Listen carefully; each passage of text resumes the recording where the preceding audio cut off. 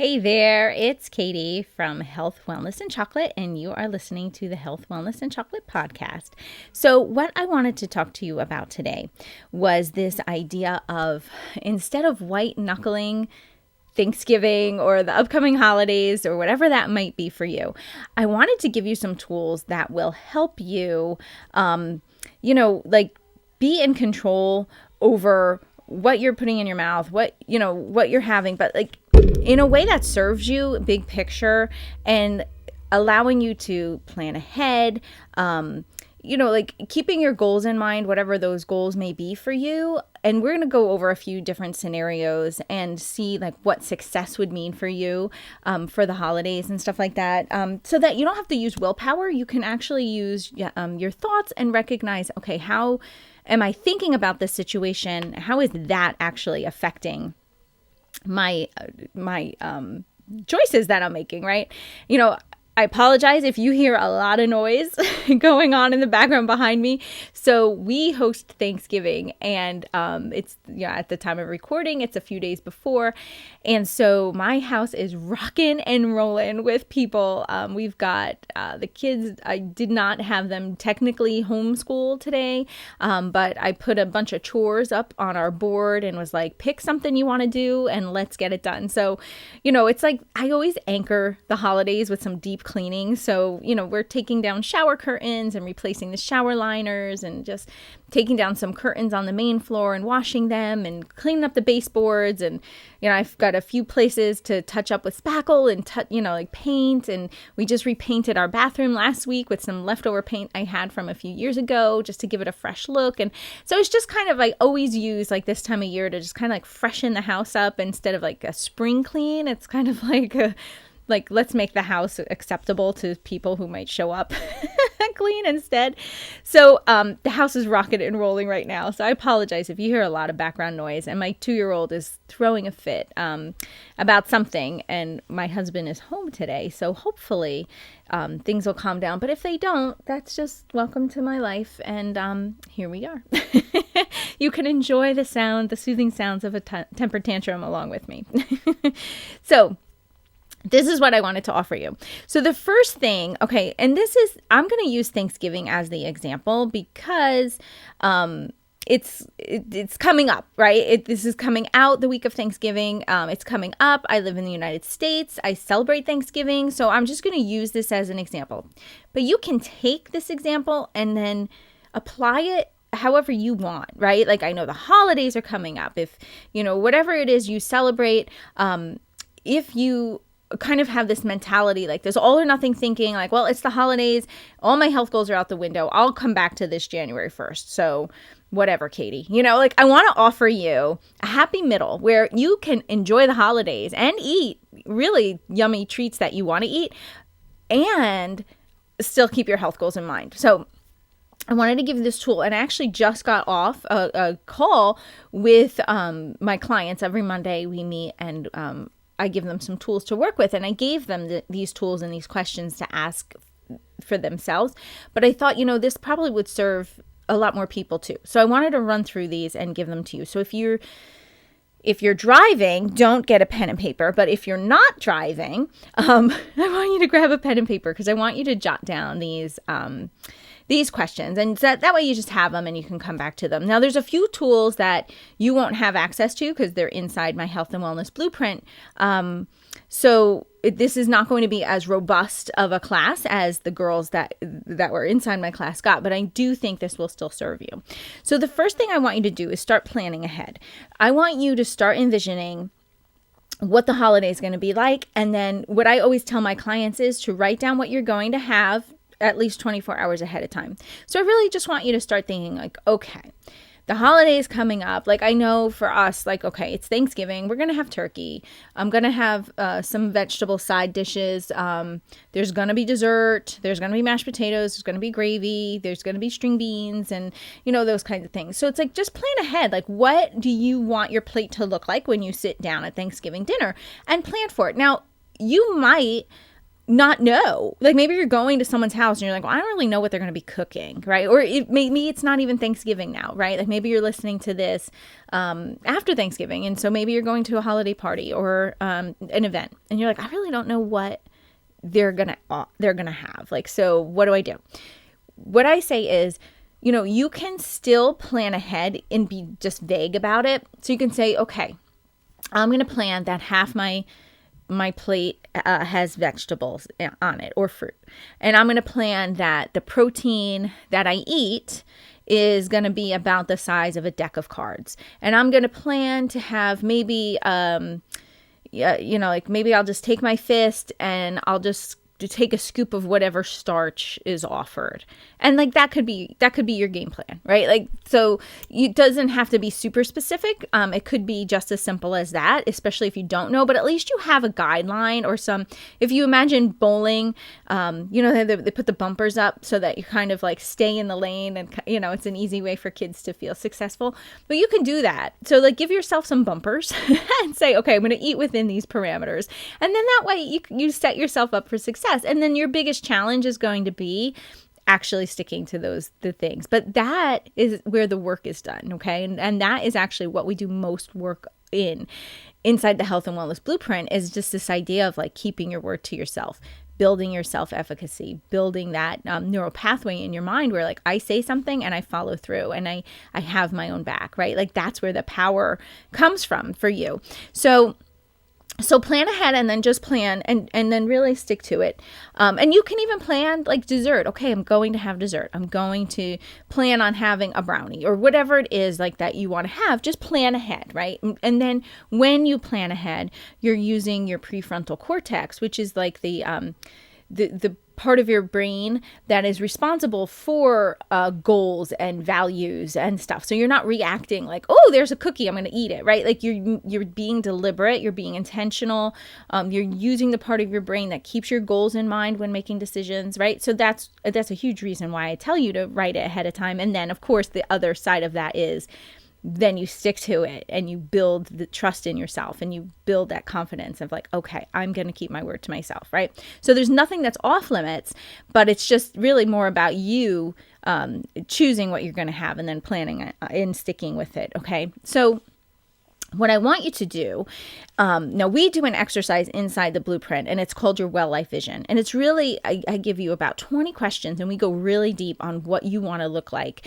at the end of your journey, who you want to be, how you want to come out of this transformation that you join me in when you come into the health and wellness blueprint. But what I want you to do, because we won't have time to go through all that, that's like a whole separate class. I want to give you kind of like the Cliff Notes version of that process.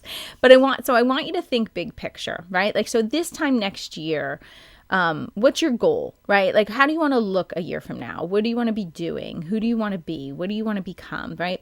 I want you to kind of like jot down all these thoughts that you might have and really allow them inside your brain and really take them to heart. So take time this week to do all this thought work. This whole podcast is really about thought work.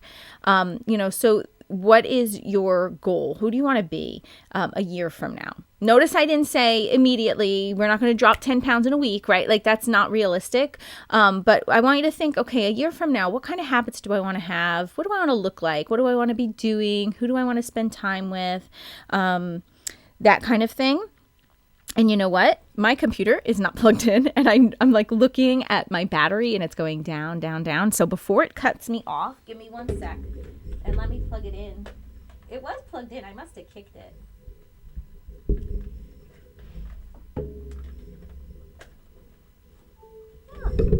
And there we go. Okay. Thank you. So anyway, so what's your big picture goal? Write it all down. No holds barred. Where do you want to be living? What do you want to be doing? How do you, all the things, right? And then the next thing I want you to do then is zoom in as close as you can to the event that's coming up. And I'm going to use Thanksgiving as an example, right? But I want you to think very small picture, okay? What is your goal just for that day? Just for those 4 or 5 hours that you're going to be like at the party celebrating. What is your goal while you're there? Now, it could be anything, right? Like, so some people might set a goal like, I don't want to drink wine. I don't want to have any wine because I know when I do, I usually overeat, and I'm not going to have any wine that day. Or I'm going to limit it to 1 glass. And I don't want to feel hungover the next day. So my goal for that day is to have 1 glass of wine or none, and I'm not going to go beyond that. Okay. Well, your goal could be, I'm not going to have seconds, and I'm going to really take 1 dessert and really enjoy it. Your goal for that day could be, I'm not going to argue with my annoying Uncle Ed. I'm going to completely just expect him to be the ninny he always is. And that's just the way life is, right? Like, so what's your goal for that day? Is your goal to feel connected? Is your goal to feel, part of something that's bigger than yourself, right? Like, think about that. So what is your goal specifically for that day, for those hours that you're going to be celebrating? How do you want to be when it's over? Like, you're never going to say, well, I hope I feel sick, right? Like, that's never a goal, but unfortunately that's like sometimes what happens. So what's your goal for that day? And then what does that look like, right? Does that look like you go for a walk after the meal to like get some fresh air and break up the day, and get away from like the extra food so you're not picking? Like, what does that look like for you? Like, what would success be? And how would that look for you going into that? And then what I want you to do too is a tool that we use, and it's called mental contrasting. So I want you to take what your success would be for you and write that out. But then what I want you to do is think about, okay, what's going to get in the way? Like, how might this not be able to be pulled off quite the way I envision? So for example, where will you be struggling with the most, right? Like, if you're an emotional eater and Uncle Ed is acting like the jerk he usually does, don't be surprised, right? And so some advice I always give to my clients is like, play mental bingo. Like, if there's somebody who's particularly frustrating in your life and your typical response is to turn to the cheese board and eat all the cheese so that your mouth is full and you're not dealing with the obnoxious other person in the room. Like, instead, I say, like, play mental bingo. So you'd be like, you think of all the like annoying things that they do, and then, you can kind of like check them off and be like, oh, the only thing they have left to do is like burp really loud at the table, and then I get bingo. Like, you can make a game out of it, and instead of being annoyed by their appalling behavior, or you can just be like, oh, there they go, being the eddiest Ed he could possibly be. And then their behavior is no longer frustrating to you. You're just accepting, like, that's who they are. And you're no longer like fighting against it. And also keep in mind, the holidays, I think sometimes the Hallmark movies, they paint this idea that people will stop acting like they normally do and start acting like the best versions of themselves. And while we want them to do that, they still are who they are, and they're still going to behave the way they behave. And we shouldn't be surprised when they do. So, like, using Ed as an example, just be like, oh, that's the eddiest Ed. He's being his eddiest self, and that's just who he is, right? Like, everybody has that cousin Eddie. And so, like, you just want to be like, okay, I'm not going to allow their behavior to ruin my enjoyment of the holidays. And I'm also not going to use their behavior as an excuse to overeat or in a response to that, right? Like, don't give them that much power. Just kind of plan ahead of time, like, oh, I do this, and I'm not going to allow that to happen. The next thing you should look at too is pay attention, like where you struggle the most. And maybe it's not emotional eating, maybe it's like scarcity eating. Like, oh, I know my Aunt Betty only makes this crab dip this time of year, and if I don't, eat a lot of it, I'm never going to have it for another year, right? Like, that's also black and white thinking too, because we're thinking like, we'll never ever be able to have crab dip that she makes again. Well, chances are you could, 1, ask for the recipe and make it yourself. 2, ask her to make you some, right? Or teach you how to make it if you're not really even a good cook. Or, like, go online and find recipes for crab dip, or like make that your next goal in life, to like find a really good restaurant that you can have crab dip whenever you want, right? And then now it's no longer scarce, right? That's really kind of the point. It's like to not make it so scarce in your head anymore, so that it's not like, well, I have to eat this because I'm never going to have this again until next year. So I have to eat it all now, even if I feel sick. So pay attention, right? Like maybe you scarcity eat. Or maybe, you have the opposite where it's celebration. It's kind of like, I don't care. It's Thanksgiving. I am just going to eat, and that's that. And I will worry about this another day, right? And then you just kind of like, you're all in. It's a party, and there's just like no stopping you. But the problem is, you still have to live with your choices, and then you may beat yourself up later that night, or like, come January 1st, now you're mad at yourself because like, how did I let this happen? How did I do this to myself? Now my pants are tight and I have to work that much harder. So instead of losing 5 pounds, I gained 5 pounds, and now I have 10 pounds to lose instead of just, like there's so many different ways that you could do that. So just pay attention. It's not wrong. Celebration eating, I think that's kind of like a part of life. It's like one of the joys of life, feasting and celebrating and connecting with people. But do it in a balanced way instead of this all or nothing, like I'm going to just eat everything because it's a party, right? Instead of just being like, I'm going to plan ahead, and I'm going to definitely plan on having dessert, and I'm going to taste it and savor it and enjoy it. But I'm not going to go overboard to the point where I'm sick, because that's also imbalanced as well. So just notice like, where are the biggest hurdles that you kind of come up with or that you come across, and then notice them. Don't beat yourself up about it, but just be like, oh, I notice when I'm with my mother-in-law, I really do tend to overeat a lot. Or, when Aunt Sally comes with this delicious dinner, she's always like giving me the food to take home, and then I got to eat it. And I, wind up eating like this for 5 days till Monday. People always, I was saying this in my group, people always give us leftovers, and they're there. It's out of generosity.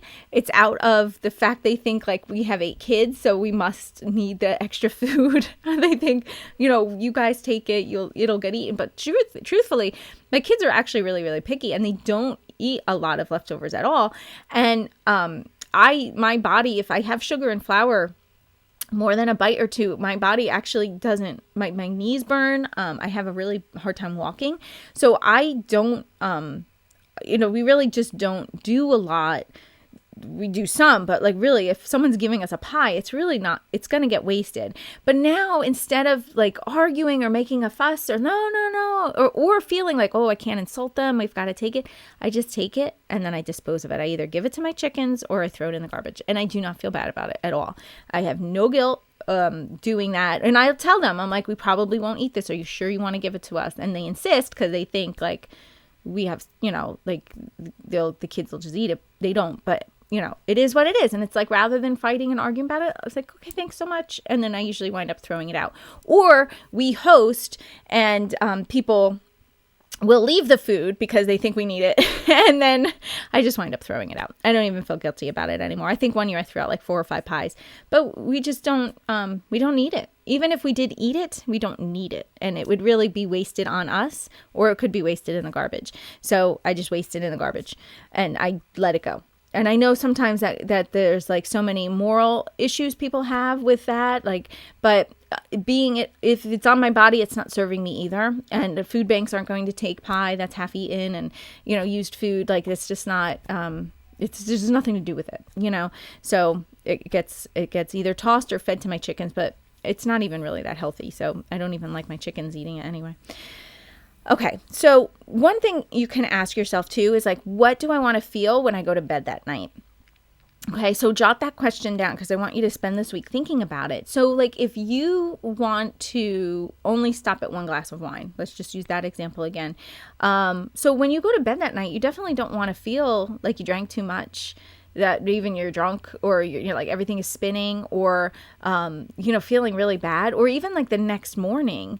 Maybe you have things you want to do and enjoy, like that day after Thanksgiving holiday still, but now you're hungover, or your body is aching from so much food or whatever, and you feel really lousy. So like, think about that this week going in. Like, how do you want to feel when it's all over, rather than recklessly abandoning and almost eating in a detached way, like of no consequences? Actually consider like, okay, the consequences. So the example that I used was like, when I was planning ahead, I was like, I really love my mom's homemade apple pie, and she only makes it on Thanksgiving. And I would love to have some. But I also know that if I have a piece of pie because there's so much sugar in it and there's flour in it from the crust, my body will hurt. My knees will hurt. It burns, and then I won't be able to walk the next. I could walk, but it's really, I'm in a lot of pain.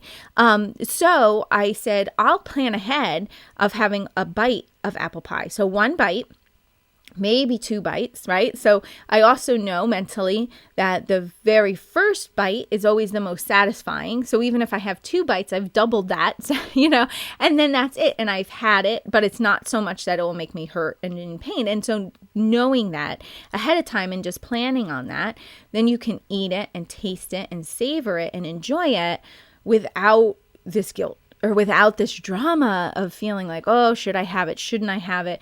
What if I have a cookie? What if I don't have a cookie? Like, go in with a plan, and that eliminates that decision fatigue, which really kind of depletes your emotional tank. You can kind of enjoy it, but without really a lot of the drama around it. So then you want to think about, like, okay, when I go to bed that night, how do I want to feel? And then write down, like, what does success look like then? What would that be for me? And then some more questions you can ask yourself would be, what do you have to think or believe to get these results, right? Do you have to think, like, if you notice, like, you're scarcity eating, and so you're thinking, like, I'm never going to have this again. So what do you need to think then in order to not have those scarcity thoughts? Like, you could think, like, I can get this anytime I want.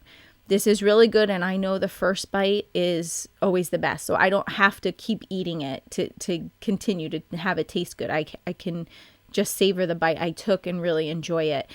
So, like, what do you need to think or believe to get the results that you want? You might think, if you want just 1 glass of wine, but your thought is, well, it's not the holidays if I'm not buzzed, or I'm not really going to have that nice of a time now if I really don't have a glass of wine in my hand. Like, the wine always tastes good with Thanksgiving dinner, and I'm not going to be able to enjoy it as much. Like, so what would you need to think then instead to be successful to only have that 1 glass of wine? Maybe it's, I know I'll enjoy the taste of the food more without the overwhelming taste of the wine in my mouth, right? Like, you have to kind of change, like, your thoughts about it to make it easier for you to accept the choices that you made, and always thinking about the results you want, and then thinking, like, okay, these are the results, so let me back it up. What do I need to think in order to achieve those results? And then you want to also think about how you need to feel in order to achieve those results. So if you're feeling anxious, and feeling like I need to have wine so I don't feel so anxious, well, then only stopping at 1 glass is really going to be working against you, right? So you want to think, like, okay, what do I need to be feeling in order to make that glass of wine not be so important to me, right? And then how is that going to play out? So what am I going to do when I'm offered a drink then I don't want to have it? You have to kind of think about that, and that's what that mental contrasting is about. Like, okay, maybe I'm going to stop at Dunkin' Donuts and get an unsweetened iced tea, because to me that's a treat, and at least when I get there I'll have that. And I know that's probably, like, really lame for some of you, but I'm just thinking of stuff. Like, I'll have that instead of the wine, and that'll be a nice treat for me, right? So, like, what do you think of that? Like, how can you kind of, like, make it so that it's so that you can feel good about the choices that you made? And then, what do you need to start doing to get the results that you want? And like, how do so if you take the time this week then to start thinking and doing all these thought downloads and really planning ahead, that might be what you need to do to get those results. But you need to kind of figure that out for yourself. Like, what should you be doing this week in order to get the results you want? Maybe it's looking up crab dip recipes so that food isn't so scarce. Like, you kind of can go in knowing, like, oh, I have a really good recipe at home. I'm going to have some because I enjoy it, but it's not going to, it's not going to be the focal point of my holiday anymore. I can shift that thought now. And also, what do you need to stop doing?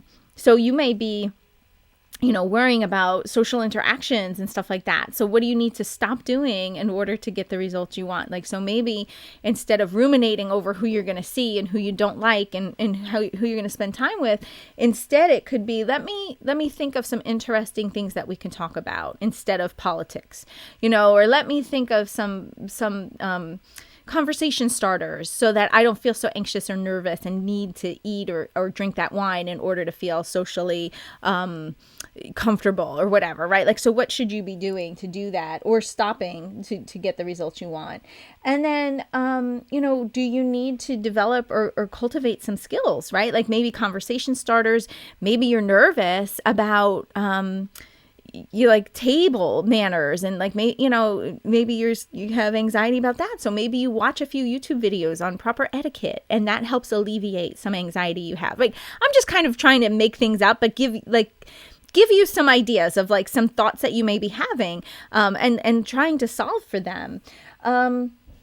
What would you have to do in order to make your success inevitable? So again, I would say plan ahead, come up with that thought work, come up with like what has worked for you in the past to help you stick with your goals, noticing the way you're, the areas where you're struggling with eating. Is it emotional or scarcity or celebration eating? Like any of those, it could be before you head out, you spend time, like it's Thanksgiving, right? Like you actually spend time giving thanks. Like you fill your soul up, you sit down and you write down everything you're grateful for and all the blessings that you have in your life, no matter how silly, like the blessing of a microphone to be able to talk to you, or lights that work, and running water and inside plumbing. Like no matter how mundane that might seem, like write down all the things you're grateful for. So when you're going in, you are full of abundance instead of this scarcity mindset.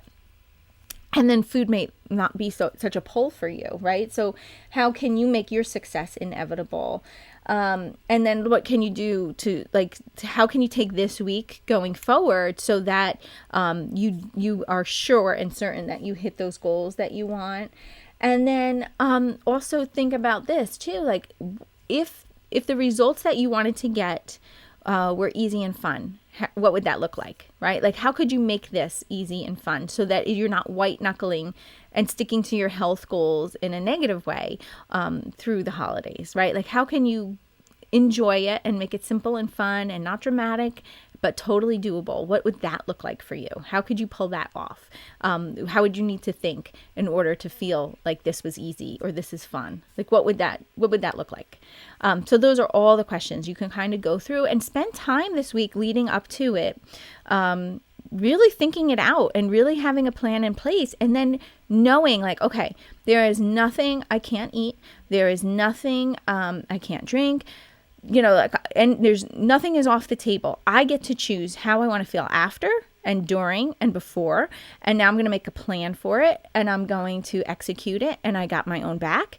And this is how I'm going to roll, and then do it and stick to it. And then what you'll notice then is you've shifted your relationship to food. You're no longer at the mercy of like, well, I didn't know what else to do. I had to do this because this is, how I celebrate, and that's it. And I have no willpower, right? It's not about willpower. It's really about what you're inside your mind, like in the game that you got going on in there. So take this week and really get yourself in a really amazing place of power and control, so that when you go to bed at night, you can think, okay, I totally did this. I shifted how I relate to food and the holidays. And for the first time ever, I don't feel gross. I don't feel bloated. I don't feel like I overate. I don't feel out of control. I don't feel like, I couldn't handle it or whatever. Whatever success looks like for you, think about how you'll actually feel being able to hit that. And that's what I got for you. Now, I did open the Health and Wellness Blueprint, so you can hop in there and get it for $1 right now. Because I wanted to give you some support through the holidays and let you get in there and get access to it and check it out. So there's going to be a Black Friday special. So if you are not on my email list, you probably won't get this special. It's only for the people in my community. So if you want to be involved in that, go to healthwellnessandchocolate.com, download and sign up for the free grocery list printable. Then you'll be on my mailing list, and then you will have access to some of the fun specials that I have coming up for you. All right. You have an awesome week. Have an awesome Thanksgiving. I hope it's a blessing for you to spend time with your friends and family after such a long year last year. But enjoy. Take care. Bye-bye.